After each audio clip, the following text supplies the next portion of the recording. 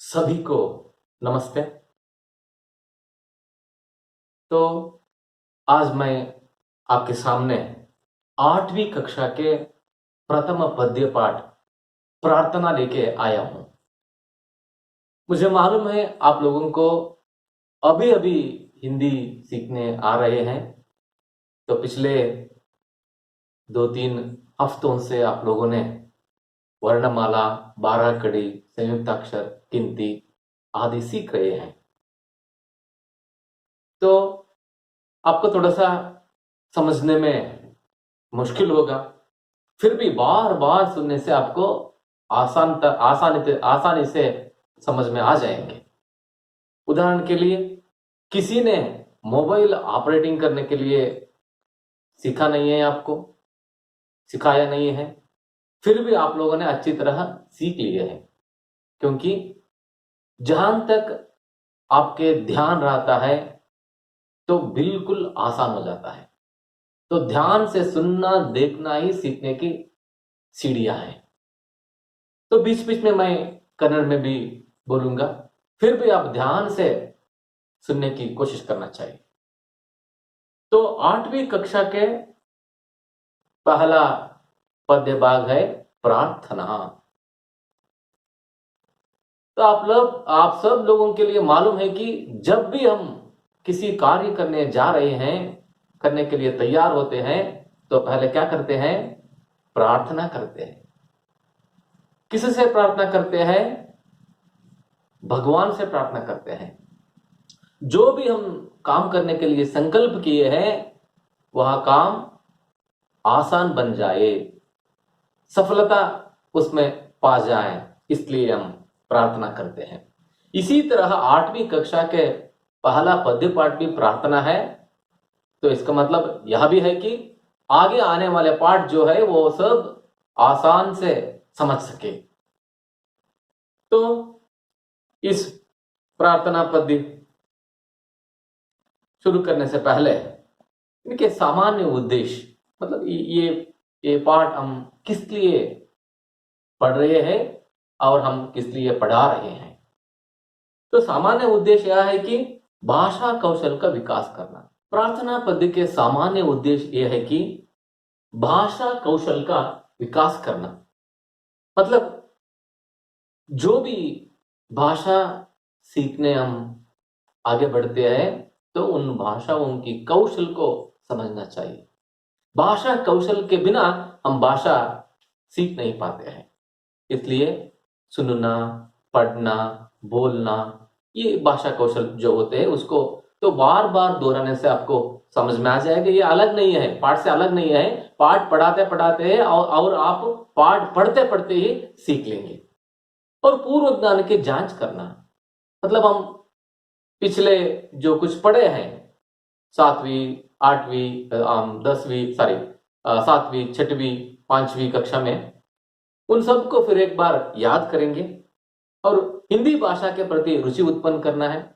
तो मतलब आप पहली बार हिंदी सीखने यहाँ पर आ रहे हैं, बहुत ऐसे कम छात्र होंगे कि 6वीं और 7वीं में हिंदी अध्यापक थे और हिंदी आप सीखे होंगे।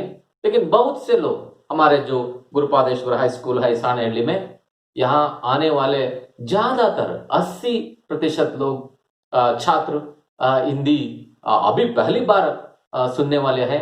कोई बात नहीं है, 8वीं, 9वीं, 10वीं जब हम 3 कक्षाओं को पास करते हैं, मतलब अध्ययन करते हैं, तो 10वीं कक्षा पास या पढ़ते समय कम से कम आपको पढ़ने के लिए आएगा और जो कुछ भी बोलते हैं उसे बिल्कुल समझ भी सकते हैं आप लोग। तो ध्यान से सुनना चाहिए। ये चारित्रिक विकास करना, इसके साथ साथ मतलब भाषा में जो पाठ है, तो पाठ में जो मूल्य है, उनको समझने से हमारा व्यक्तित्व भी बढ़ जाता है। तो दूसरा, प्रार्थना पद्य के खास विशेष उद्देश्य क्या होता है? सच्चाई, एकता तथा परोपकार जैसे विचारों को समझना। सच्चाई, एकता, परोपकार जैसे विचारों को समझना। तो ये सच्चाई, एकता, परोपकार ये क्या है? जीवन मूल्य है। इन मूल्यों को हम समझना चाहिए। बिना मूल्य वाले मनुष्य ऐसा होता है बिना खुशबू के पुष्प। अगर हम किसी पुष्प को चाहते हैं, फूल को चाहते हैं, तो कौन से पुष्प को लेते हैं? जो सुगंध प्रसरित करता है उसको चाहते हैं। इसलिए आदमी मूल्यवान होना चाहिए। इन मूल्यों को हम इस पाठ से सीख सकते हैं। और भी मूल्य है, सद्भाव, देश प्रेम तथा त्याग जैसे गुणों को समझना है। और भगवान के प्रति भक्ति भावना। भगवान कोई कुछ आस्तिक भी होते हैं, कुछ नास्तिक भी होते हैं। भगवान है क्या, उसका रूप क्या है, और इसको बताना बहुत मुश्किल के काम है। फिर भी अगर आप भगवान को मानेंगे, कन्नड़ में एक कहावत है, नंबी करदड़े वो एनने शिवनो। ऐसा अगर भगवान पर भरोसा रखेंगे तो आपको भगवान दिख जाएगा। मतलब भगवान का रूप आप जो जैसे समझेंगे वैसे वैसा भगवान आपके दिखेगा। तो ये है प्रार्थना पद्धति के सामान्य और विशिष्ट उद्देश्य। तो चलिए, प्रार्थना का महत्व क्या होता है, पहले ये जानेंगे। प्रार्थना का महत्व बहुत ही महत्वपूर्ण है। जो हम दैहिक सौंदर्य के लिए, जो हम दैहिक ताकत या शक्ति के लिए क्या करते हैं? कसरत करते हैं, व्यायाम करते हैं। इससे हमारा दैहिक शक्ति और भी बढ़ जाएगा, दैहिक सौंदर्य और भी बढ़ जाएगा। जिस तरह देह है उसी तरह मन भी है। मन और देह मिला के ही जीव बनते हैं, एक दूसरे के बिना नहीं रह सकते हैं। इसलिए जिस तरह हम बाह्य शरीर को अच्छी तरह रखेंगे, उसी तरह मानसिक शरीर को भी, जो अंदर की आत्मा है, उसको भी हम सदृढ़ बनाए रखना चाहिए। वो कैसे हो सकता है? उसके लिए एक ही रास्ता है, प्रार्थना। मतलब प्रार्थना करने से मानसिक ताकत मिलती है। जो भी हो, जो भी महान व्यक्ति हो, जो महान व्यक्ति शब्द सुनते ही हमें याद आते हैं महात्मा गांधी जी। तो आगे देखेंगे महात्मा गांधी जी, प्रार्थना और महात्मा गांधी जी के बारे में बहुत विशेषता है। आंतरिक शक्ति और सौंदर्य को बढ़ाते हैं। हमारे आंतरिक शक्ति और सौंदर्य को प्रार्थना बढ़ाते हैं। इतना ही नहीं, सकल जीव जंतुओं पर श्रद्धा भक्ति का भावना उत्पन्न करती है। मतलब हमारे अंदर जो है उसको हम देखने से, प्रार्थना के द्वारा देखने से हमें मालूम होता है कि इस संसार में सिर्फ हम ही नहीं है, हम जैसे कई जीव जंतु है। हम जो जीने के लिए हक को प्रतिपादित करते हैं, उसी तरह अन्य जीवियों के लिए भी इस दुनिया में, इस भूमि पर जीने की हक है। इसलिए बसवಣ್ಣ जी कहा है कि सकल जीवात्मरा लेस बयसुदे धर्म। तो इस धर्म को अगर हम समझना चाहिए तो अपने आप को देखना चाहिए। अपना आप को देखना कब होगा? प्रार्थना करने से होगा। इसके लिए कोई खर्च नहीं है। कसरत करने के लिए, व्यायाम करने के लिए थोड़ा कुछ खर्च करना पड़ेगा, लेकिन प्रार्थना करने के लिए कोई खर्च नहीं हो सकता है। आप लोग कभी भी कहीं भी 5 या 10 मिनट का रोज प्रार्थना करने के लिए कोशिश करेंगे तो आप अपने आप में बिल्कुल बदलाव आ जाएंगे। तो ये है प्रार्थना का महत्व। तो चलिए, महात्मा गांधी जी और प्रार्थना क्या है? महात्मा गांधी जी कभी भी कहीं भी रहे तो रोज शाम और सुबह प्रार्थना करते थे, और वह भी सामूहिक प्रार्थना करते थे। देखिए यहां पर एक चित्र है, महात्मा गांधी जी बैठे हैं और उनके सामने कुछ भक्तगण या अनुयायी है, और गाने वाले कुछ स्त्रियां भी यहां पर है। महात्मा गांधी जी एक गाना बहुत ही पसंद करते थे। वह है, यहां पर मैं दिया है, वो तुलसीदास जी के रचित मानस सरोवर काव्य से लिया गया है। तो चलिए वो थोड़ा सा गाने के लिए कोशिश करूंगा। प्रार्थना। रघुपति राघव राजा राम, पतित पावन सीताराम। ईश्वर अल्लाह तेरो नाम, सबको सन्मति दे भगवान, सबको सन्मति दे भगवान। रघुपति राघव राजा राम, पतित पावन सीताराम। ये है ओ चरण धुन। गांधी जी हमेशा ये गाना पसंद करते थे और सुबह और शाम रोज सामूहिक तौर पर प्रार्थना करते थे। चलिए अब हम हमारे प्रार्थना जो है उसको देखेंगे।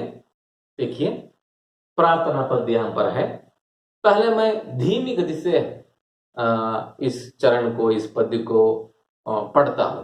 आप ध्यान से सुन लीजिए और सुनने के साथ साथ देखना भी चाहिए। इसलिए आप एक काम करना चाहिए, कभी भी आप पाठ सुनने के लिए बैठते हैं, आपके हाथ में एक पेंसिल रखना चाहिए। जैसे जैसे मैं पढ़ता हूं वैसे वैसे आप अपने किताब में देखते हुए उसी शब्द, जो शब्द आप सुनते हैं उसी शब्द को देखना चाहिए। सुनना और देखना एक ही हो जाए तो सीखना बहुत आसान बन जाएगा। यहां पर पहले देख लीजिए, बाद में आप अपने आप में कोशिश कर सकते हैं। प्रार्थना संकलित है। यहाँ पर संकलित मतलब यहाँ कोई व्यक्ति, एक व्यक्ति लिखा नहीं है। ये जानपद जो कहते हैं ना, पीढ़ी से पीढ़ी तक, लोगों से लोगों तक आ जाता है। इसी तरह किसी ने गाया होगा, किसी ने लिखा होगा, उसका नाम नहीं है, इसलिए हम संकलित यहाँ पर रखे हुए हैं। यहाँ पर उसका प्रार्थना, इस पद्य का महत्व संदेश यहाँ पर दिया गया है। मनुष्य जीवन में सद्भाव का प्रधान स्थान है। मनुष्य जीवन में सद्भाव मतलब क्या है? ಒಳ್ಳೆಯ ಗುಣಗಳು, सद्भाव, सत अधिक भाव, सद्भाव। छोटे बड़े का भेदभाव रखते हुए, ना रखते हुए सबके साथ मिलजुल कर रहना चाहिए। ना रखते हुए, छोटे बड़े का सद्भाव ना रखते हुए, यहां पर बाद में करेक्शन करेंगे। मतलब छोटे बड़े का मतलब क्या होता है? उम्र में हो, अमीर गरीब हो, वर्ण हो, भाषा हो, देश भाषा हो, तो जो भी ये असमानताएं हैं दुनिया में, उन सब को, छोटे बड़े को, भेदभाव को हम मिटाना चाहिए। मिटा के साथ, एक साथ मिलजुल कर रहना चाहिए। आखिर हम लोग मानवीय है। जो पुरुष हो, स्त्री हो, यह पहचान बसवादी शरणों ने, जो आदि पुरुष है, वचनकार है, जो उन्होंने कहते हैं, कौन है? जेडर दासिमಯ್ಯ कहते हैं कि ಒಳಗೆ ಸುಳಿಯುವ आत्मा गंडू अल्ला ಹೆಣ್ಣು अल्ला। जो दिखने के लिए बाहर की कुछ हम अंगों को देखकर एक को पुरुष कहते हैं और दूसरों को स्त्री कहते हैं, लेकिन अंदर की आत्मा जो है उसको हम कैसे पहचान सकते हैं? इसलिए उन्होंने बहुत अच्छी तरह एक ही पंक्ति में कहा है, ಒಳಗೆ ಸುಳಿಯುವ आत्मा गंडू अल्ला ಹೆಣ್ಣು अल्ला। इसलिए हम समझना चाहिए कि सिर्फ मानव जाति ही नहीं है, सभी जीव जंतुओं में भी ऐसी आत्मा है, तो आकार अलग अलग है बस। इसलिए हम इन सारी असमानताओं को, जाति, वर्ण, धर्म, भेदभाव आदि सबको भूलकर मिलजुल कर रहना चाहिए। किसी का अपमान नहीं करना चाहिए। इन भेदभावों को रखते हुए किसी का अपमान नहीं करना चाहिए। ये गरीब है, ये सवर्णीय या कोई है, ये है, वो ये है, ये ऐसा भेदभाव को करते हुए अपमान नहीं करना चाहिए और अपने देश के प्रति अभिमान रखना चाहिए। इसके बदलाव में हमारे देश के प्रति हम अभिमान रखना चाहिए। इसीलिए जो अब्राहम लिंकन की जो बात है बहुत ही महत्वपूर्ण है। ದೇಶ ನಿನಗೇನು ಕೊಟ್ಟಿದೆ ಅನ್ನುವುದಕ್ಕಿಂತ ನೀನು ದೇಶಕ್ಕೇನು ಕೊಟ್ಟಿದ್ದೀಯ ಅನ್ನುವುದು ಬಹಳ ಮುಖ್ಯ। इसी तरह जो भी हो, धर्म भाषा हमारे घर में ही रहे, तो अगर बाहर हम पाँव रखें तो याद में रखना चाहिए कि हम सब भारतीय है, इसलिए देश देश के प्रति अभिमान रखना ही चाहिए। तो चलिए पहले मैं इस पद्य भाग को पढ़ता हूं, आप ध्यान से सुनना चाहिए। सच बोले सच बात विचारे, भले काम पर जीवन वारे, मिलकर रहे नियम अपनाए, बीती बातों को बिसराए, छोटे बड़े सभी मिल जाएं, गिरे हुए को तुरंत उठाए, करे किसी का न अपमान, ऐसी ही मति दो भगवान, एक रहे सद्भाव रखे हम, देश देश में मान रखे, हट छोड़े संयम अपनाए, मातृभूमि पर बलि बलि जाए। यह है पद्य भाग, आपके पाठ्य पुस्तक में जो है मैंने उसे भी पढ़ा है। तो चलिए पद्य के अंतराल में जो कवि ने लिखा है उसको जानने से पहले इसमें आए हुए थोड़ा सा नए शब्द को जानेंगे पहले, इससे पद्य पाठ को समझने में थोड़ा सा आसान हो जाएगा। शब्दार्थ या नए शब्द कहिए। वारना, न्योछावर करना, समर्पित करना, समर्पणे, अर्पणे, त्यागा, मतलब होता है किसी एक महान संकल्प के लिए हम अपने को हम त्यागना चाहिए, अर्पण करना चाहिए, उस काम में जुट देना चाहिए, ऐसा। मति, बुद्धि, बुद्धि तिಳುವಳಿಕೆ, ज्ञान, मति कन्नड़ में भी मति कहते हैं, सद्बुद्धि, सद्मति, मति, मति नीडो, ऐसा। बुद्धि कन्नड़ में भी बुद्धि है, ज्ञान तिಳುವಳಿಕೆ। बिसराना, भूल देना, बुला देना, मरेते बिडू, बिसराना मतलब है मरेते बिडू, क्षमिಸಿ बिडू, ऐसा होता है। तुरंत, तुरंत का अर्थ है तुरंत, जल्दी, कन्नड़ में तक्षण, कूडले, इमीडिएट। मान, मर्यादा, मतलब मर्यादे, गौरवा, इज्जत, और एक शब्द भी हो सकता है इज्जत। शोक, दुख, कन्नड़ में भी दुखा, संतापा, शोका, नोवु, संकटा, ऐसे कई शब्दों को बोला जा सकता है। दूसरा शब्द है अपमान, मतलब तिरस्कार, अनादर, कन्नड़ में भी अपमाना, अवमाना, तिरस्कारा। निज भाषा, अपनी भाषा, मतलब तन्न भाषे, मतलब मातृभाषे, ऐसा कुछ नए शब्द यहां पर है। तो इसके साथ साथ भी अन्य कई शब्द है, तो हम देखेंगे। सच बोले सच बात विचारे, भले काम पर जीवन वारे। ये क्या है? सच बोले, सच, सच मतलब सत्य बोलना चाहिए, सच ही बोलना चाहिए। महात्मा गांधी जी का कहना है कि सच ही भगवान है। अगर आप भगवान को ढूंढना चाहते हैं तो सच बोलो, बस वही भगवान है। इसलिए प्रार्थना, बच्चों ने प्रार्थना कर रहे हैं, देखिए यहां पर इधर उधर दोनों ओर बच्चे हाथ जोड़कर भगवान से प्रार्थना करते हैं कि भगवान से हम वैयक्तिक तौर पर प्रार्थना नहीं करना चाहिए, मतलब ये इस एग्जामिनेशन को पास करो, ये दो और ये देना, वो देना, मुझे गरीब से अमीर बनाना, और ये चाहिए वो चाहिए, ये नहीं है, ये प्रार्थना ही नहीं हो सकता है। प्रार्थना ऐसी होना चाहिए जैसे तो आप भी उसमें खुश हो जाए और आपके साथ साथ सारे दुनिया जगत भी खुश हो जाए, मतलब शांति से जी सके। तो अगर पूरा दुनिया शांति में रहे तो उसमें हम भी शांति से रह सकते हैं। इसलिए सच बोलो सच बात विचारे. सच बात ವಿಚಾರೆ मतलब ಸತ್ಯದ ಮಾತುಗಳನ್ನೇ ವಿಚಾರಣೆ ಮಾಡು. ಸಚ್ ಬೋಲೆ ಸಚ್ ಬಾತ್ ವಿಚಾರೆ, ಸತ್ಯವನ್ನೇ ಹೇಳು, ಸತ್ಯದ ವಿಚಾರವನ್ನೇ ಮಾಡು. ವಿಚಾರ ಅಂದ್ರೆ ಆಲೋಚನೆಗಳು. ಕೆಟ್ಟ ಆಲೋಚನೆಗಳು ಕೆಟ್ಟ ಕೆಲಸವನ್ನೇ ಮಾಡಿಸುತ್ತವೆ, ಒಳ್ಳೆಯ ಆಲೋಚನೆಗಳು ಒಳ್ಳೆಯ ಕೆಲಸವನ್ನೇ ಮಾಡಿಸ್ತವೆ. ಹಾಗಾಗಿ ನಾವು ಯಾವಾಗಲೂ ಕೂಡ ಒಳ್ಳೆಯ ಆಲೋಚನೆಗಳನ್ನು ಮಾಡಿದರೆ ಒಳ್ಳೆಯ ಕೆಲಸಗಳು ಖಂಡಿತ ಆಗ್ತವೆ. नेक्स्ट साल भले काम पर जीवन वारे. भले काम पर जीवन वारे. भला मतलब क्या होता है? ಒಳ್ಳೆಯ. ಕಾಮ್ ಕೆಲಸ, ಪರ್ ಜೀವನವಾರೆ ಒಳ್ಳೆಯ ಕೆಲಸದಲ್ಲೇ ಜೀವನವನ್ನ ಸವೆಸು, ಸಾಗಿಸು, ಸಾರ್ಥಕಗೊಳಿಸು. ನೋಡಿ ಮಕ್ಕಳೇ, ಹೆಂಗೂ ಜೀವನ ಕಳೆದೋಗುತ್ತೆ, ಗೊತ್ತಿಲ್ಲ ಯಾವಾಗ ಯಾರು ಏನಾಗ್ತಾರೆ ಅಂತೇಳಿ.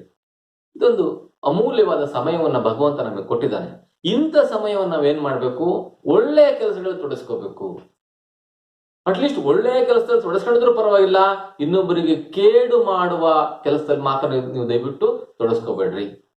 ಹೀಗೆ ಕವಿ ಪ್ರಾರ್ಥನೆ ಮಾಡ್ತಾ ಇದ್ದಾರೆ ಭಗವಂತನ ಹತ್ರ, ನನಗೆ ಇಂಥ ಬುದ್ಧಿ ಕೊಡಪ್ಪ ಭಗವಂತ. ಸಚ್ ಬೋಲೆ ಸಚ್ ಬಾತ್ ವಿಚಾರೆ, ಭಲೆ ಕಾಮ ಪರ್ ಜೀವನವಾರೆ. ನನ್ನ ಪ್ರತಿ ಜೀವನ ಅಂತ ಹೇಳಿದ್ರೆ ಹುಟ್ಟಿನಿಂದ ಸಾಯುವವರೆಗಿನ ನಡುವಿನ ಅವಧಿ, ಪ್ರತಿ ಕ್ಷಣದ ಸಮಯವನ್ನು ಒಳ್ಳೆಯ ಕೆಲಸಗಳಲ್ಲಿ ಕಳೆಯೋದೇ ಸಾರ್ಥಕ ಬದುಕು. ಅಂತಹ ಜೀವನವನ್ನು ಕೊಡಪ್ಪ ಅಂತೇಳಿ ಪ್ರಾರ್ಥನೆ ಮಾಡ್ಕೊಳ್ತಾರೆ. ನೋಡಿ, ಇಲ್ಲೊಂದು ಚಿತ್ರ ಇದೆ ಮಕ್ಕಳ, ಇಲ್ಲಿ ಒಂದು ಚಿತ್ರ ಇದೆಯಲ್ಲ, ಅಲ್ಲಿ ಏನ್ ಸೂಚಿಸುತ್ತದು? ಭಲೇ ಕಾಮಪರ ಜೀವನವಾರೆ. ಅಲ್ಲಿ ಯಾರೋ ಒಬ್ಬ ಅಪಾಯದಲ್ಲಿ ಸಿಲುಕಿದ್ದಾನೆ, ಅವಾಗ ಏನ್ ಮಾಡೋದು? ಅವನಿಗೆ ಸಹಾಯವನ್ನು ಮಾಡ್ತಾ ಇದ್ದಾರೆ. ಒಂದು ಸಾಂಕೇತಿಕ ಚಿತ್ರ ಅಷ್ಟೇ. ಹಾಗೆ ನಾವು ಕೂಡ ಒಳ್ಳೆಯ ಕೆಲಸದಲ್ಲಿ ತಲ್ಲೀನರಾಗಬೇಕು. ಮುಂದುವರೆದು ಮುಂದಿನ ಚರಣಗಳಲ್ಲಿ ಮಿಲುಕರ್ ರಹೆ ನಿಯಮ ಅಪನಾಯೆ, ಬೀತಿ ಬಾತೋಂಕೋ ಬಿಸ್ರಾಯೆ.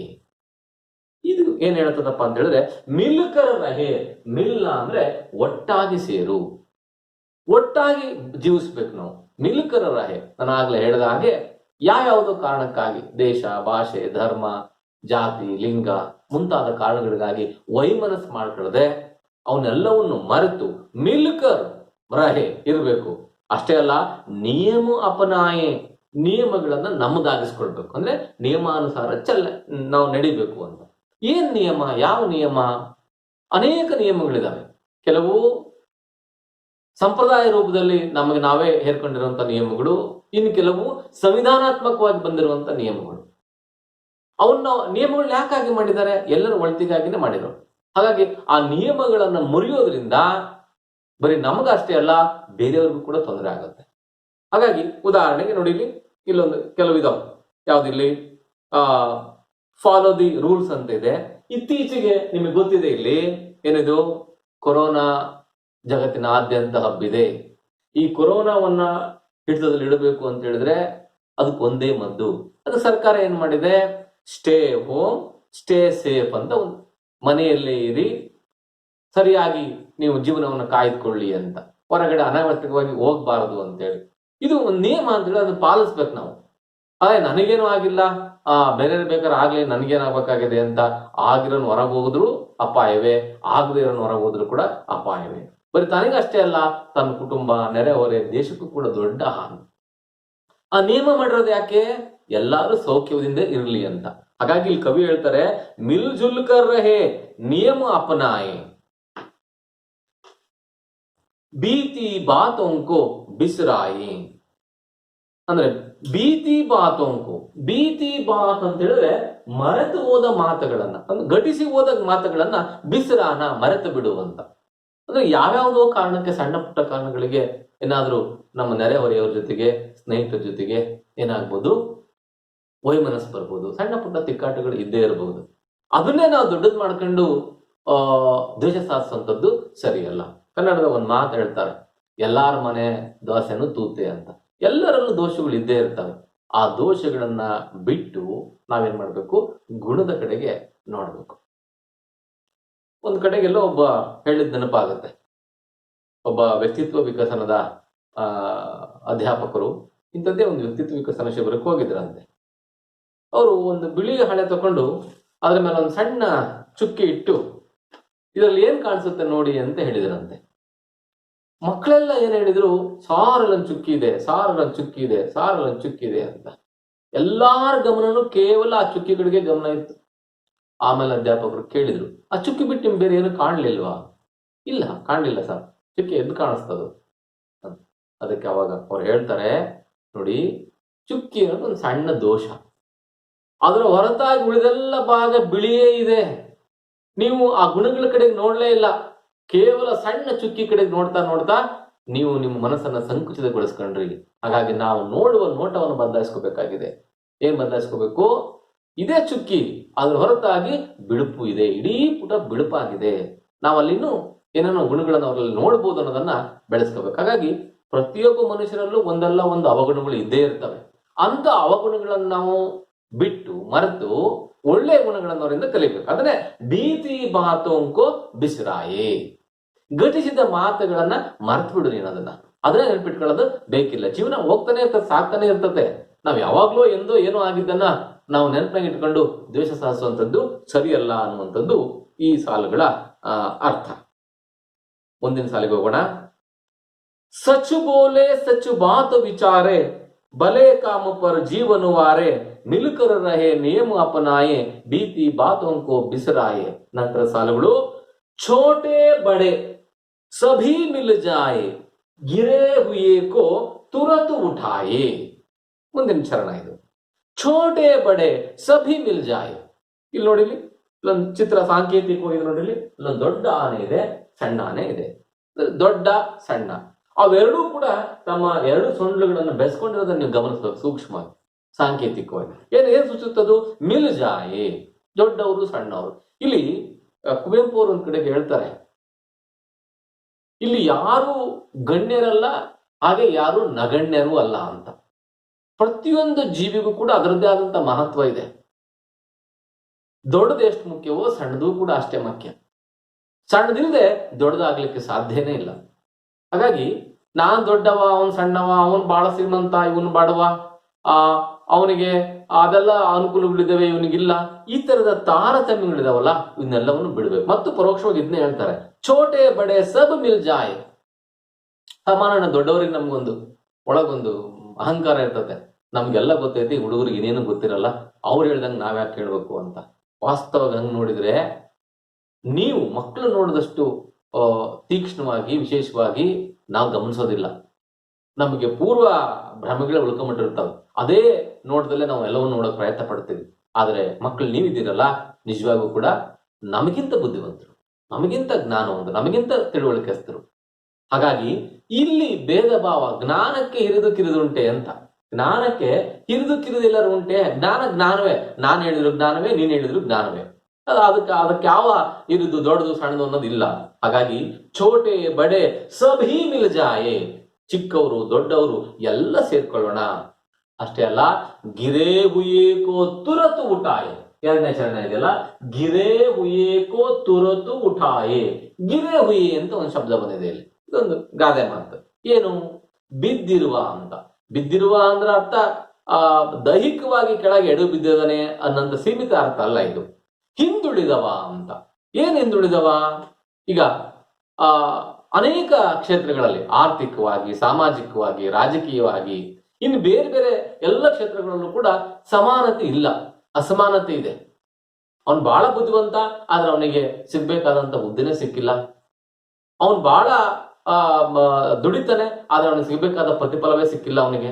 ಈಗ ಅಸಮಾನತೆಗಳಿದಾವಲ್ಲ, ಅವನು ಬಿದ್ದವನು. ಅದಕ್ಕೆ ನಾವೇನ್ ಮಾಡ್ಬೇಕು? ಅವನ್ನ ಗಿರೇ ಉಯೇಕು ತುರತು ಉಠಾಯೆ, ತಕ್ಷಣಕ್ಕೆ ಎತ್ಕೋಬೇಕು ಅಂತ. ಉಠಾನ ಅಂದ್ರೆ ಎತ್ಕೊಳ್ಬೇಕು. ಉಠಾನ, ಬಿಟಾನ ಅವೆರಡು ಪ್ರೇರಣಾರ್ಥಕ ರೂಪ. ಏಳಿಸುವುದು, ಕುಳ್ಳಿರಿಸುವುದು ಅಂತ ಹೇಳಿ. ಗಿರೇ ಉಯೇಕು ತುರತು ಉಠ, ಇಮಿಡಿಯೇಟ್ ಆಗಿ ಎತ್ಕೋಬೇಕು. ಉದಾಹರಣೆಗಿಂತ ಅನೇಕ ಸಂದರ್ಭಗಳು ನಮ್ಮ ಮುಂದೆ ಬರ್ತವೆ, ನಿಮಗೆ ಬರ್ಬೋದು. ಶಾಲೆನಲ್ಲಿ ನಿಮ್ಮ ಪಕ್ಕದ ಹುಡುಗ ಏನೋ ಕಾರಣಕ್ಕಾಗಿ ಒಂದು ಪೆನ್ಸಿಲ್ ಪೆನ್ ಮರೆತು ಬಂದ್ಬಿಟ್ಟಿರ್ತಾನೆ. ಆವಾಗ ನೀವೇನ್ ಮಾಡ್ಬೇಕು? ಅವನಿಗೆ ನಿಮ್ ತೆಗಿರೋದು ಒಂದು ಪೆನ್, ಎಕ್ಸ್ಟ್ರಾ ಇರೋದ ಪೆನ್ ಕೊಡೋದಿದೆಯಲ್ಲ, ಅದೇ ಗಿರೆ ಉಯ್ಯಕ್ಕೂ ಉಠಾನ ಅಂತ ಹೇಳಿ. ನಿಮಗಾದಂತ ಸಹಾಯ ಮಾಡೋದೇ ಗಿರೆ ಉಯ್ಯಕ್ಕೂ ಉಠಾನ. ಇದು ವೈಯಕ್ತಿಕವಾಗಿರ್ಬೋದು, ಸಾಮಾಜಿಕವಾಗಿ ಕೂಡ ಇರ್ಬೋದು. ಹಾಗಾಗಿನೇ ಸರ್ಕಾರ ಏನ್ ಮಾಡಿದೆ? ಮೀಸಲಾತಿಯನ್ನು ಜಾರಿಯಲ್ಲಿ ತಂದಿದೆ. ಇದು ಕಾರಣ ಏನಪ್ಪಾ ಅಂದ್ರೆ ಗಿರೆ ಉಯ್ಯಕ್ಕೂ ಉಠಾನ. ಶತಶತಮಾನಗಳಿಂದ ತುಳಿತಕ್ಕೊಳಗಾಗಿರುವಂತವ್ರನ್ನ ಮೇಲೆತ್ತಲಿಕ್ಕಾಗಿ ಕಲ್ಪಿಸಿಕೊಟ್ಟಿರುವಂತ ಒಂದು ಅವಕಾಶ. ಹೀಗೆ ಅದು ಸರ್ಕಾರ ಮಾಡೋ ಕೆಲಸ ಆದ್ರೆ ನಾವು ನಮ್ಮ ವೈಯಕ್ತಿಕ ನೆಲೆಗಟ್ಟಿನಲ್ಲೂ ಕೂಡ ಅನೇಕ ಸಂದರ್ಭಗಳಲ್ಲಿ ಇನ್ನೊಬ್ಬರಿಗೆ ಸಹಾಯದ ಹಸ್ತವನ್ನು ಚಾಚಬಹುದು ಅನ್ನೋದನ್ನ ಈ ಸಾಲ ಹೇಳುತ್ತೆ. ನೋಡಿ, ಇಲ್ಲೊಂದು ಚಿತ್ರ ಇಲ್ಲಿ ಗಿರೆ ಹುಯ್ಯೆ, ಯಾರೋ ಒಬ್ಬ ಕುತ್ಕೊಂಡಿದ್ದಾನೆ, ಅಂದ್ರೆ ಅವನಿಗೆ ಸುಸ್ತಾಗಿದೆ, ಆಗ್ತಾ ಇಲ್ಲ ಓಡಕ್ಕೆ. ಅವಾಗೇನಾಗುತ್ತೆ, ಅವನನ್ನ ಬಾಪ ಅಂತ ಸಹಾಯ ಹಸ್ತವನ್ನು ಚಾಚುವಂತ ಇನ್ನೊಬ್ಬ ವ್ಯಕ್ತಿ ಇದ್ದಾನೆ. ಹಂಗೆ ನಾವು ಬಿದ್ದವರನ್ನ, ಅಂದ್ರೆ ಹಿಂದುಳಿದವರನ್ನ ನಾವೇನ್ ಮಾಡ್ಬೇಕು, ನಮ್ಮ ಕೈಲಾದಂತಹ ಸಹಾಯವನ್ನು ಕೊಟ್ಟು ಅವರನ್ನ ಮೇಲಕ್ಕೆ ತರೋದು ಕೂಡ ಬಹಳ ಮುಖ್ಯ ಅನ್ನೋದನ್ನ, ಅಂಥ ಒಂದು ಬುದ್ಧಿಯನ್ನು ಕೊಡಪ್ಪ ಅಂತೇಳಿ ಮುಂದುವರೆದೋಣ. करे किसी का ना अपमान ऐसी ही मति दो ಭಗವಾನ್. ಕರೆ ಕಿಸಿ ಕಾ ನಾ ಅಪಮಾನ್ ಅಂದ್ರೆ ಯಾರನ್ನು ಕೂಡ ನೀನು ಅವಮಾನಿಸ್ಬೇಡ. ಅವನ್ ಸಣ್ಣವ, ಅವನು ಕಪ್ಪಗಿದ್ದಾನೆ, ಅವನ್ ಬಡವ, ಅವನು ಆ ಜಾತಿ ಈ ಜಾತಿ, ಅವನಿಗೆ ಆ ಭಾಷೆ ಬರಲ್ಲ, ಇದು ಬರಲ್ಲ, ಸಣ್ಣಕಲ ಅವನು, ಈ ತರದ ಯಾವ ಭೇದ ಭಾವಗಳನ್ನು ಮಾಡೋದ್ರ ಮುಖಾಂತರ ಇನ್ನೊಬ್ಬರನ್ನ ಅವಮಾನಿಸ್ಬೇಡ. ಐಸಿ ಹಿ ಮತಿದೋ ಭಗವಾನ್. ಇದನ್ನು ಕೇಳೋದು ಕವಿ. ಇಂತಹದ್ದೇ ಬುದ್ಧಿಯನ್ನು ಕೊಡಪ್ಪ ಭಗವಂತ ನನಗೆ ಅಂತ ನಾವು ಪ್ರಾರ್ಥನೆ ಮಾಡ್ಕೋಬೇಕಾಗಿರೋದು. ಹೀಗೆ ವೈಯಕ್ತಿಕ ನೆಲೆಗಟ್ಟಿನಲ್ಲಿ ಅದು ಬೇಕು ಇದು ಬೇಕು ಅನ್ನೋದಕ್ಕಿಂತ ನಮಗಿಂತ ವಿಶಾಲವಾದಂತ ಬುದ್ಧಿ ಕೊಡಪ್ಪ ಅಂತ ಹೇಳಿ. ಏನೆಲ್ಲ ಬುದ್ಧಿ ಕೊಡಬೇಕು? ಮೊದಲು ಬಂತಲ್ಲ, ಸತ್ಯವನ್ನ ಹೇಳಬೇಕು, ಒಳ್ಳೆ ಕೆಲಸಗಳನ್ನ ಮಾಡ್ಬೇಕು, ಸಣ್ಣವನು ದೊಡ್ಡನು ಅಂತ ನೋಡೋದ್ ಬೇಡ, ಆಮೇಲೆ ಇನ್ನೊಬ್ಬರನ್ನ ಅವಮಾನ ಮಾಡೋದ್ ಬೇಡ. ಈಗ ಇಂತಹ ಬುದ್ಧಿಯನ್ನು ಕೊಡಪ್ಪ ಅಂತ ಹೇಳಿ ನಾವು ಪ್ರಾರ್ಥನೆ ಮಾಡ್ಕೊಳ್ಬೇಕು. ದಿನ ಪ್ರಾರ್ಥನೆ ಮಾಡ್ಕೊಳ್ಳೋದು ಆ ಹೇಳಿರುವಂತ ಮಾತುಗಳನ್ನೇ ಮತ್ತೆ ಮತ್ತೆ ನೆನೆಸ್ಕೊಳ್ಳೋದ್ರ ಮುಖಾಂತರ ಆವತ್ತಿನ ದಿನ, ಅಂದ್ರೆ ಬೆಳಿಗ್ಗೆಯ ಪ್ರಾರ್ಥನೆ, ಸಂಕಲ್ಪದ ಪ್ರಾರ್ಥನೆ, ಸಂಜೆಯ ಪ್ರಾರ್ಥನೆ, ಅವತ್ತೇನೆಲ್ಲ ಆಗಿತ್ತಲ್ಲ ಅದರಲ್ಲಿ ನನ್ನ ಪ್ರಾರ್ಥನೆ ಎಷ್ಟರ ಮಟ್ಟಿಗೆ ಈಡೇರಿದೆ ಅನ್ನೋದನ್ನ ನೋಡ್ಕೊಳ್ಳೋದಂತೆ. ಹಾಗಾಗಿ ನಾನು ಆಗಿದ್ದೀನ, ಈ ಸಾಲುಗಳು ಹೇಳ್ಕೊಳ್ಳೋ ರೀತಿಯಲ್ಲಿ ನಾನು ಕೆಲಸ ಮಾಡಿದಿನ ಅಂತ ಒಂದ್ಸರಿ ನಮ್ಮನ್ನು ನಾವೇ ಆತ್ಮಾವಲೋಕನ ಮಾಡ್ಕೊಳ್ಳೋದು ಈ ಪ್ರಾರ್ಥನೆಯ ಉದ್ದೇಶ. ಕರೆ ಕಿಸಿ ಕಾ ನಾ ಅಪಮಾನ್ ಐಸೆ ಹಿ ಮತಿ ದೋ ಭಗವಾನ್. ನೋಡಿ, ಇಲ್ಲಿ ದೋ ಅನ್ನುವಂಥದ್ದು ಅರ್ಥ ಎರಡು ಅಂತನಾಗುತ್ತೆ. ಏಕ್ ದೋ ತೀನ್ ಚಾರ್. ಇಲ್ಲಿ ದೋ ಅಂದ್ರೆ ನೀಡು ಅಂತ, ನೀಡು ಅಂತ ಅರ್ಥ ಆಗುತ್ತೆ ಇಲ್ಲಿ. ಐಸೆ ಹಿ ಮತಿ ದೋ ಭಗವಾನ್. ನೋಡಿ, ಇಲ್ಲಿ ಯಾರೋ ಒಬ್ಬನು ಅಪಮಾನ ಮಾಡ್ತಾ ಇದ್ದಾನೆ, ಅವ್ನು ನಗ್ತಾ ಇದ್ದಾನೆ, ಅವ್ನು ಇನ್ನೊಬ್ಬನ ಯಾವ್ದೋ ಉದ್ದೇಶಿಸಿ ನಗದನ್ನು ನಾವು ನೋಡ್ತೀವಿ. ಹಾಗೆ ಇಲ್ಲೊಂದು ಪ್ರಾರ್ಥನೆ ಮಾಡ್ಕೊಳ್ತಾನೆ, ಭಗವಂತ ನನಗೆ ಹಿಂಗೆ ಇಂಥ ಬುದ್ಧಿಯನ್ನು ಕೊಡ್ಬೇಡಪ್ಪ, ನನಗೆ ಅಂತ ಬುದ್ಧಿನ ನೀನು ಕೊಡ್ಲಿಲ್ಲ ಅಂತ ನಾನು ಮಾಡಲ್ಲ ಅಂತ. ಆ ಮಾತುಗಳನ್ನ ಇಲ್ಲಿ ಕವಿ ಹೇಳ್ತಾರೆ. ನೆಕ್ಸ್ಟ್ ಮುಂದುವರೆದು ಮುಂದಿನ ಚರಣಗಳಲ್ಲಿ ಏಕ ರಹೆ ಸದ್ಭಾವ ರಖೆ ಹಂ ದೇಶ ದೇಶ ಮೇ ಮಾನ ರಖೆ ಹಂ. ಏಕ ರಹೆ ಸದ್ಭಾವ ರಖೆ ಹಂ. ಏಕ ರಹೆ, ಒಟ್ಟಾಗಿರೋಣ, ಒಗ್ಗಟ್ಟಿನಲ್ಲಿ ಬಲವಿದೆ. ಇಲ್ಲಿ ನೋಡಿ, ಇಲ್ಲೊಂದು ಚಿತ್ರ ಇದೆ ನೋಡ್ರಿ, ಇಲ್ಲಿ ಒಂದು ಕೈ ಇದೆ, ಕೈಯಿನ ಚಿತ್ರ ಇದೆ. ಅಲ್ಲೇನಿದೆ, ಅಲ್ಲೊಂದು ಸಾಂಕೇತಿಕ ಚಿಹ್ನೆಗಳಿವೆ. ಹಿಂದೂ, ಮುಸ್ಲಿಂ, ಕ್ರಿಶ್ಚಿಯನ್, ಸಿಖ್ ಮುಂತಾದ ಎಲ್ಲ ಧರ್ಮೀಯರು ಇದ್ದಾರೆ. ಅವರೆಲ್ಲರೂ ಸೇರ್ಕೊಂಡ್ರೆ ಏನಾಗುತ್ತೆ, ಭಾರತ ಮಾತೆ ಬಲಿಷ್ಠ ಆಗ್ತದೆ. ಅದನ್ನು ಸೂಚಿಸುತ್ತಲ್ಲಿ ಏಕ ರಹೆ ಸದ್ಭಾವ ರಖೆ ಹಂ. ಪರಸ್ಪರ ಆಚಾರ ವಿಚಾರಗಳನ್ನ ಗೌರವಿಸಬೇಕು. ನಾವು ನಮ್ಮ ಆಚಾರ ವಿಚಾರಗಳನ್ನ ಅವ್ರು ಗೌರವಿಸ್ಬೇಕು, ಅವರ ಆಚಾರ ವಿಚಾರಗಳನ್ನ ನಾವು ಗೌರವಿಸ್ಬೇಕು. ಹೀಗಿಟ್ಕೊಳ್ಳೋದಲ್ದನೆ ದೇಶ ದೇಶ ಮೇ ಮಾನು ರಖೆ ಹಂ. ದೇಶ ದೇಶ ಮೇ ಮಾನು ರಖೆ ಹಂ ಅಂದ್ರೆ ದೇಶ ದೇಶಗಳಲ್ಲಿ, ಅಂದ್ರೆ ನಮ್ಮ ದೇಶ ಅಲ್ಲದೆ ಬೇರೆ ದೇಶಗಳೆಲ್ಲ ನಾವೇನ್ ಮಾಡ್ಬೇಕು, ಮಾನ್ ಗೌರವ ಇಟ್ಕೋಬೇಕು. ಅದು ಸುಮ್ಕೆ ಗೌರವ ಕೊಡೋದಿಲ್ಲ ಯಾವ ದೇಶದವರು ಕೂಡ. ನೀವು ಸಾಧನೆ ಮಾಡದೆ ನಾವ್ ಯಾರನ್ನಾದ್ರೂ ಜೈಕಾರ ಹಾಕ್ತಿವೇನು? ಸಾಧ್ಯನೇ ಇಲ್ಲ. ಕುಚ್ ಕಿಯೇ ಬಿನಾ ಜಯ ಜಯಕಾರ ನಹಿ ಹೋತಿ ಅಂತ ಒಂದ್ ಕಡೆಗೆ ಬರ್ತದೆ. ಏನು ಮಾಡದೆ ನಾವ್ ಯಾರನ್ನು ಜಯ ಜಯಕಾರ ಹಾಕ್ಲಿಕ್ಕೆ ಸಾಧ್ಯನೇ ಇಲ್ಲ. ಏನಾದ್ರೂ ಒಂದು ಶ್ರಮ ಇರಲೇಬೇಕು.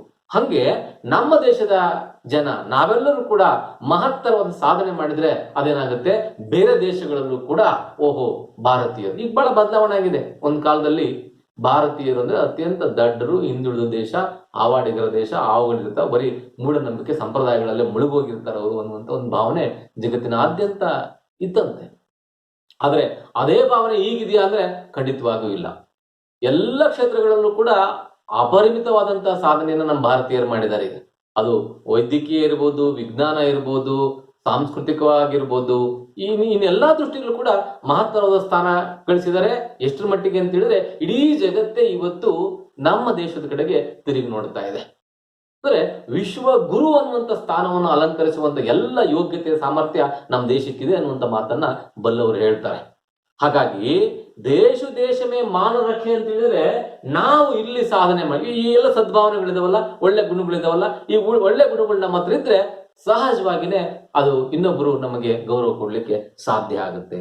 ಏಕು ರಹೆ ಸದ್ಭಾವ ರಖೆ ಹಮ್, ದೇಶ ಮೇ ಮಾನವ ರಖೆ ಹಮ್. ನೋಡಿ ಇಲ್ಲಿ ಕೆಳಗೆ ಚಿತ್ರ ಇದೆ ನೋಡಿ, ಇಂಡಿಯಾ ಇದೆ ನೋಡ್ರಿ, ಆ ಕಡೆ ಈ ಕಡೆ ಇಡೀ ವಿಶ್ವದ ಭೂಪಟ ಇದೆ.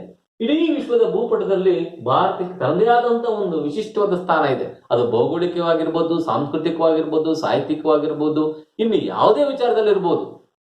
ಹಾಗಾಗಿ ನಾವು ನಮ್ಮ ಜವಾಬ್ದಾರಿಯನ್ನು ಅರಿತು ಇಂಥ ಒಂದು ಪುಣ್ಯ ಭೂಮಿಯಲ್ಲಿ ನಾವು ಜನ್ಮ ಎತ್ತಿರೋದೇ ಒಂದು ನಮ್ಮ ಭಾಗ್ಯ. ಆ ಭಾಗ್ಯ ಇನ್ನೊಂದಿಷ್ಟು ಜಾಸ್ತಿ ಫಲಪ್ರದ ಆಗ್ಬೇಕು ಅಂತ ಹೇಳಿದ್ರೆ ಈ ಎಲ್ಲ ಮೌಲ್ಯಗಳನ್ನ, ಗುಣಗಳನ್ನ ಅಳವಡಿಸ್ಕೊಂಡು ದೇಶಕ್ಕೊಂದು ಹೆಸರು ತರುವಂತ ಕೆಲಸವನ್ನ ನಾವು ಮಾಡಬೇಕು ಅಂತ. ನೆಕ್ಸ್ಟ್, ಹಠ ಚೋಡೆ ಸಂಯಮ ಅಪನಾಯೆ, ಮಾತೃಭೂಮಿ ಪರ್ ಬಲಿ ಬಲಿ ಜಾಯೆ. ಹಠ ಚೋಡೆ ಅಂತಿದೆ. ಹಠ ಅಂದ್ರೆ ಜಿದ್ದು, ಹಠ ಮಾಡೋದು, ಇಲ್ಲ ನೀವು ಹಿಂಗೆ ಆಗ್ಬೇಕು, ನಾನು ಯಾರ ಮಾತನ್ನ ಕೇಳಲ್ಲ, ಅಂದೇ ನಡಿಬೇಕು. ಇವೆಲ್ಲವನ್ನ ಚೋಡೆ ಬಿಡಬೇಕು. ನಾವು ದೇಶದ ಹಿತಕ್ಕಾಗಿ, ಸಮಾಜ ಹಿತಕ್ಕಾಗಿ, ವೈಯಕ್ತಿಕ ಕೆಲವು ಸಣ್ಣ ಪುಟ್ಟ ಆಸೆ ಆಕಾಂಕ್ಷೆಗಳನ್ನ ತ್ಯಜಿಸ್ಬೇಕಾಗತ್ತೆ. ಹಠ ಚೋಡೆ ಸಂಯಮ ಅಪನಾಯ, ಸಂಯಮ ಅಂದ್ರೆ ತಾಳ್ಮೆಯನ್ನ ವಹಿಸ್ಬೇಕು ನಾವು. ನೋಡಿ, ಸಣ್ಣ ಒಂದು ಚಿಕ್ಕ ಕತೆ ನೆನಪಾಗುತ್ತೆ. ಒಮ್ಮೆ ದೇವಸ್ಥಾನ, ಆ ದೇವಸ್ಥಾನದಲ್ಲಿರುವಂತ ಒಂದು ದೇವರ ಮೂರ್ತಿ, ಅಲ್ಲಿ ಮುಂದ್ಗಡೆ ಇರುವಂತ ಒಂದು ಕಲ್ಲು, ಅವೆರಡರ ನಡುವೆ ಸಂಭಾಷಣೆ ನಡೀತದೆ. ಏನ್ ನಡೀತದೆ? ಆ ಮುಂದ್ಗಡೆ ಕೆಳಗೆ ಕಲ್ಲು ಹಾಕಿದ್ರಲ್ಲ ಮೆಟ್ಲಿಗೆ, ಆ ಕಲ್ಲು ಕೇಳುತ್ತೆ ಆ ದೇವರು ಮೂರ್ತಿ ಇರೋ ಮೂರ್ತಿನ, ಅಲ್ಲಪ್ಪ ನಾನು ನೀನು ಒಂದೇ ಜಾಗದಾಗ ಇದ್ವಿ, ಅಕ್ಕಪಕ್ಕದಾಗ ಇದ್ವಿಯಪ್ಪ, ನೋಡು ನನ್ನ ಕಾಲಾಗ ಒರ್ಸ್ಕೊಂಡು ತುಳ್ಕೊಂಡು ಬರ್ತಾರೆ, ಅದು ನಿನ್ ನೋಡ್ತಿದ್ದಂಕ್ಲೇನೆ ಏನ್ ಮಾಡ್ತಾರೆ, ಬಹಳ ಭಕ್ತಿ ಗೌರವದಿಂದ ನಮಸ್ಕಾರ ಮಾಡ್ತಾರೆ. ನಿನಗೇನು ಹೂ ಹಾಕೋದೇನು, ಹಣ್ಣು ಕೊಡೋದೇನು, ನೈವೇದ್ಯ ಇಡೋದೇನು, ಪ್ರಾರ್ಥನೆ ಮಾಡೋದೇನು, ಯಾಕಿಷ್ಟು ವ್ಯತ್ಯಾಸ? ಒಂದೇ ಕಡೆಗಿದ್ವಲ್ಲ ನಾವು ಅಂತ. ಆಗ ಅದು ಹೇಳುತ್ತೆ ಮೂರ್ತಿ, ಹೌದಪ್ಪ, ನಾನು ನೀನು ಒಂದೇ ಹತ್ರ ಇದ್ವಿ, ಆದ್ರೆ ನಾನು ತಿಂದಷ್ಟು ಹುಳಿಯ ಪೆಟ್ಟನ್ನ ನೀನ್ ತಿಂದಿಲ್ಲ. ನಿನಗೆ 2-3 ಆ ಕಡೆ ಈ ಕಡೆ ಹಿಂಗ್ ಚಂದಾಗ ಹೊಡೆದು ಏನ್ ಮಾಡಿ ಚಪ್ಪಡಿ ಹಾಕಿ ಬಿಟ್ಬಿಟ್ರು. ಆದ್ರೆ ನನ್ನ ಏನ್ ಮಾಡಿದ್ರು ಗೊತ್ತೇನು? ವರ್ಷಗಟ್ಲೆ ಸಣ್ಣ ಹುಳಿ, ಸಣ್ಣ ದೊಡ್ಡ ಚಾನ, ಆ ಸಣ್ಣ ರಂಧ್ರಗಳನ್ನೆಲ್ಲ ಮಾಡಿ ಎಷ್ಟು ನೋವನ್ನು ಸಹಿಸ್ಕೊಂಡಿರ್ಬೇಕು ನಾನು. ಅಂದ್ರೆ ಇದ್ರ ಅರ್ಥ ಏನಪ್ಪಾ ಅಂತ ಹೇಳಿದ್ರೆ, ಯಾರು ಕಷ್ಟಗಳನ್ನ ಸಹಿಸ್ಕೊಳ್ತಾರೋ ಅವರು ಪೂಜೆಗೆ ಅರ್ಹರಾಗ್ತಾರೆ. ಕಲ್ಲೊಂದೇ. ಹಂಗೆ ನಾವು ಅಷ್ಟೇನೆ ವೈಯಕ್ತಿಕ ನೆಲೆಗಟ್ಟಿನಲ್ಲಿ ನಾವು ಕಷ್ಟಗಳನ್ನ ಸಹಿಸ್ಕೊಂತ ಹೋದಂಗೆಲ್ಲ ಮಹಾತ್ಮರಾಗ್ತೀವಿ. ಹಠ ಮಾಡಬಾರದು ನಾವು. ಹಾಗಾಗಿನೇ ಹಠ ಚೋಡೆ ಸಂಯಮ ಅಪನಾಯ, ಎಲ್ಲದಕ್ಕೂ ಮದ್ದು ತಾಳ್ಮೆ, ತಾಳ್ಮೆ, ತಾಳ್ಮೆ. ಉದಾಹರಣೆಗೆ ಈ ಕೊರೋನಾ ಇದೆ, ಇದಕ್ಕೂ ಮದ್ದು ತಾಳ್ಮೆನೆ. ಬಹಳ ಸಂಯಮದಿಂದ ಈ ಕೆಟ್ಟ ಕಾಲವನ್ನ ಕಳಿಬೇಕಾಗಿದೆ. ಹೊರಗೆಲ್ಲೂ ಹೋಗದೆ ಎಷ್ಟು ಸಾಧ್ಯವೋ ಅಷ್ಟು ಸ್ವಚ್ಛತೆಯನ್ನು ಕಾಪಾಡಿಕೊಂಡು ನಾವು ಕಾಲವನ್ನು ಕಳೆದ್ರೆ ಖಂಡಿತವಾಗಿ ನಮಗೆ ಮುಂದೆ ಒಂದಿನ ಒಳ್ಳೆ ದಿನ ಬರುತ್ತೆ. ಲಸಿಕೆ ಕಂಡುಹಿಡಿತಾರೆ ನಮ್ಮ ವಿಜ್ಞಾನಿಗಳು, ಅದರಲ್ಲಿ ಹಗಲು ರಾತ್ರಿ ನಿರತರಾಗಿದ್ದಾರೆ. ಒಂದು ಪರಿಹಾರ ಖಂಡಿತ ದೊರಕುತ್ತೆ. ಎಲ್ಲವರೆಗೂ ನಾವು ತಾಳ್ಮೆಯಿಂದ ಇರಬೇಕು. ಕೊನೆಗೆ ಮಾತೃಭೂಮಿ ಪರ್ ಬಲಿ ಬಲಿ ಜಾಯ್. ಮಾತೃಭೂಮಿ ಇದೆಯಲ್ಲ, ನಮಗೆ ಜನ್ಮ ಕೊಟ್ಟಂತ ನೋಡಿ ತಾಯಿ ಇದ್ದಾಳಲ್ಲ, ಭಾರತ ಮಾತೆ ಇದ್ದಾಳಲ್ಲ, ಈಕೆಗಾಗಿ ನಾವು ಬಲಿ ಬಲಿ ಜಾಯ್. ಬಲಿ ಬಲಿ ಜಾಯ್ ಅಂದ್ರೆ ತ್ಯಾಗ ಮಾಡ್ಬೇಕು. ಏನೆಲ್ಲ ಸಹಿಸ್ಕೋಬಹುದು, ಆದ್ರೆ ಮಾತೃಭೂಮಿಗೆ ತೊಂದರೆ ಬಂದ್ರೆ ಎಲ್ಲವನ್ನು ನಾವು ಬದಿಗಿಟ್ಟು ಆಕೆಯನ್ನು ಕಾಪಾಡೋದು ಬಹಳ ಮುಖ್ಯ. ಅಂದ್ರೆ ಮಾತೃಭೂಮಿ ದೇಶ ಕಾಪಾಡಿದ್ರೆ, ದೇಶ ಉಳಿದ್ರೆ ನಾವೆಲ್ಲರೂ ಉಳಿಯಕ್ಕೆ ಸಾಧ್ಯ ಆಗುತ್ತೆ. ನಾವು ಉಳಿದು ದೇಶ ಉಳಿಯಲಿಲ್ಲ ಅಂತ ಹೇಳಿದ್ರೆ ಅದರಿಂದ ಏನು ಪ್ರಯೋಜನ ಇಲ್ಲ. ದೇಶ ಉಳಿದ್ರೇನೆ ನಾವು ಉಳಿತೀವಿ. ಹಾಗಾಗಿ ನಮ್ಮೆಲ್ಲ ವೈಯಕ್ತಿಕ ಕೆಲಸಗಳ ಜೊತೆಗೆ ಸಾರ್ವಜನಿಕವಾಗಿ ನಾವು ದೇಶವನ್ನ ಗಮನಿಸಬೇಕು. ಮಾತೃಭೂಮಿಗೆ ಏನಾದ್ರೂ ಸಂದರ್ಭ ಬಂದ್ರೆ ನಾವು ಪ್ರಾಣ ತ್ಯಾಗ ಮಾಡ್ಲಿಕ್ಕೆ ಕೂಡ ಹಿಂದೆ ಮುಂದೆ ನೋಡಬಾರ್ದು ಅನ್ನುವಂತ ಸಂಕಲ್ಪ ಇಲ್ಲಿ ಆಗ್ಬೇಕು ಅನ್ನೋದನ್ನ ಹೇಳ್ತಾರೆ. ನೋಡಿ, ಇಲ್ಲಿ ಈ ಕಡೆ ಮುಷ್ಟಿನಲ್ಲಿ ಒಂದು ಚಿತ್ರ ಇದೆ, ಭಾರತದ ಮ್ಯಾಪ್ ಇದೆ. ಇಲ್ಲಿ ನಾವೆಲ್ಲರೂ ಒಟ್ಟಾಗಿ ಸೇರ್ಕೊಂಡ್ರೆ, ಎಲ್ಲ ಜಾತಿ ಧರ್ಮದವರು ಒಟ್ಟಾಗಿ ಸೇರ್ಕೊಂಡ್ರೆ ಖಂಡಿತವಾಗೂ ನಮ್ಮನ್ನ ಯಾರು ಎದುರಿಸಕ್ ಸಾಧ್ಯ ಇಲ್ಲ. ಎಂತಹ ಸಮಸ್ಯೆಗಳನ್ನು ಬೇಕಾದ್ರೆ ನಾವು ನಿಭಾಯಿಸಬಹುದು ಅನ್ನುವಂತಹ ಒಂದು ಭಾವ ಇಲ್ಲಿದೆ. ಹೀಗೆ ಇಡೀ ಪದ್ಯ ಇದು ಸೂಚಿಸುತ್ತೆ. ಒಂದು ಸದ್ಭಾವನೆಯನ್ನ, ಯಾವ್ಯಾವ ಮೌಲ್ಯಗಳನ್ನ ಒಳಗೊಳ್ಬೇಕು ಅನ್ನೋದು ಸೂಚಿಸುತ್ತೆ. ಈ ಒಂದು ಕೆಲಸ ಮಾಡೋಣ, ನಾವು ಈ ಪದ್ಯವನ್ನ ಒಂದಿಷ್ಟರ ಮಟ್ಟಿಗೆ ಹಾಡ್ಲಿಕ್ಕೆ ಪ್ರಯತ್ನ ಪಡ್ತೀನಿ. ನನಗೆ ಅಷ್ಟು ಚೆನ್ನಾಗಿ ಆಡಕ್ ಬರೋಲ್ಲ, ಆದ್ರೂ ಪ್ರಯತ್ನ ಪಡ್ತೀನಿ. ನೀವು ನನಗಿಂತ ಚೆನ್ನಾಗಿ ಆಡ್ಬೋದು ಅಂತ ಅಂದ್ಕೊಂಡಿದ್ದೀನಿ. ಅಲ್ಲೇ ನೋಡ್ಕೊಳ್ತಾ ಇರಿ ಅದನ್ನ. सच बोले सच बात विचारे, भले काम पर जीवन वारे। सच बोले सच बात विचारे, भले काम पर जीवन वारे। मिलकर रहे नियम अपनाए, बीती बातों को बिसराए, बीती बातों को बिसराए। छोटे बड़े सभी मिल जाए, गिरे हुए को तुरंत उठाए। छोटे बड़े सभी मिल जाए, गिरे हुए को तुरंत उठाए। करे किसी का ना अपमान, ऐसे ही मति दो भगवान, ऐसे ही मति दो भगवान। एक रहे सद्भाव रखे हम, देश देश में मान रखे। एक रहे सद्भाव रखे हम, देश देश में मान रखे हम। हट छोड़े संयम अपनाए, मातृभूमि पर बलि बलि जाए, मातृभूमि पर ಬಲಿ ಬಲಿ ಜಾಯೇ. ಮುಂದಿನ ಭಾಗದಲ್ಲಿ ನಾವು ಅಭ್ಯಾಸ ಭಾಗವನ್ನ ಗಮನಿಸೋಣ.